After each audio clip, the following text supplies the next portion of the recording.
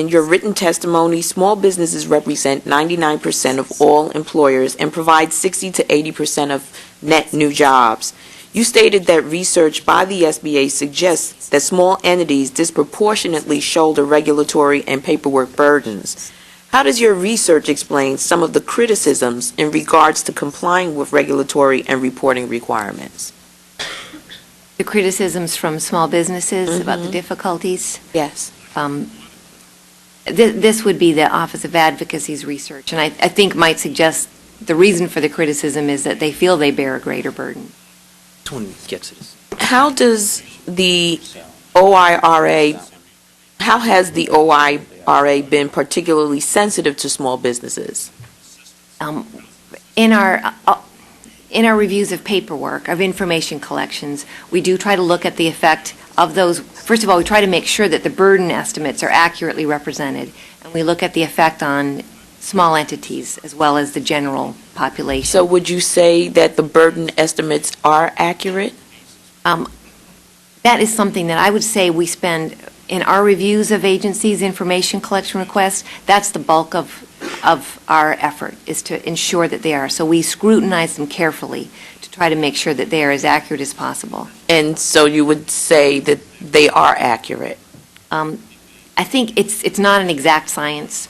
So I don't think that there are intentional misrepresentations. But unlike the budget where we really know how much is being spent, it's harder to know.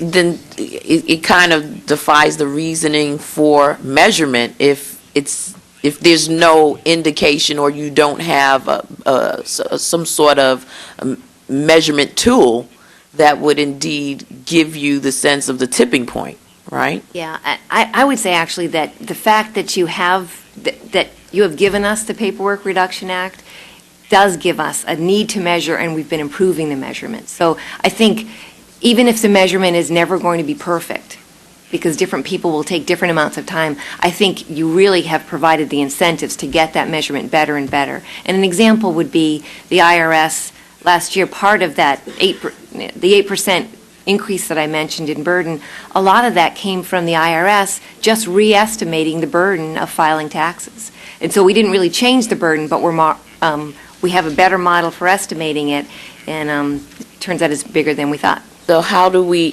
then flag it for change? I think it is changing. I think you have, and I think you've provided agencies a strong incentive, and we are working with them to make sure it's accurate. And following a short period of modest decline from 2002 to 2004, the federal paperwork burden has increased at a rapid rate. Do you know why there was such a rapid increase?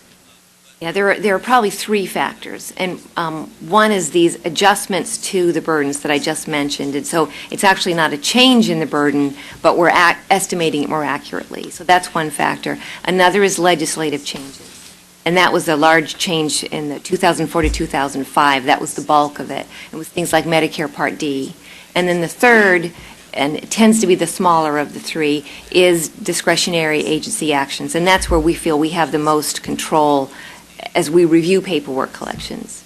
And so it just seems to me that what we've done is put a spotlight on the problem. We've begun to essentially get a sense of how broad the problem is. But what I'm not hearing is where our act basically serves as the trigger for reduction, and what you're prepared to do to help in that process.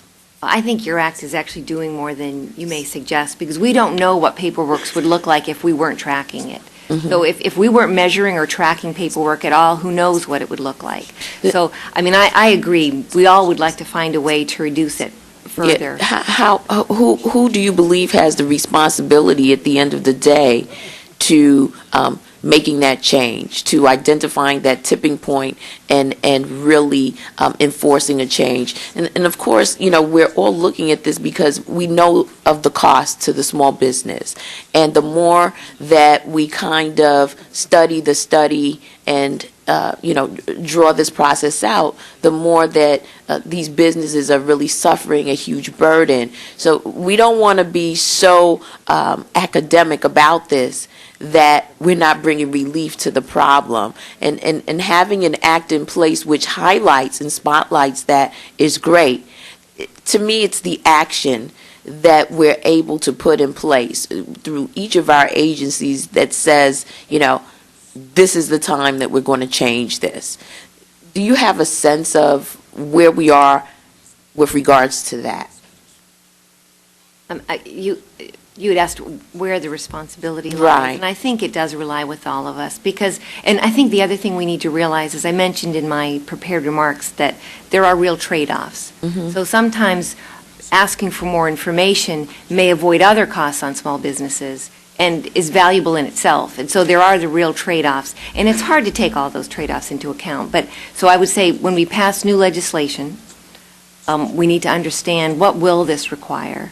And I think my office and the federal agencies, we need to continue to work and say, given the constraints that we have, what's the most efficient way that we can do this to avoid burdening small businesses? And has there been given significant thought to integrated information sharing through technology?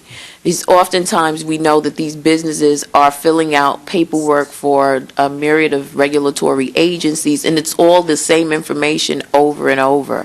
And they too can use the technology to update any information that would then be disseminated to the various entities that would need that information.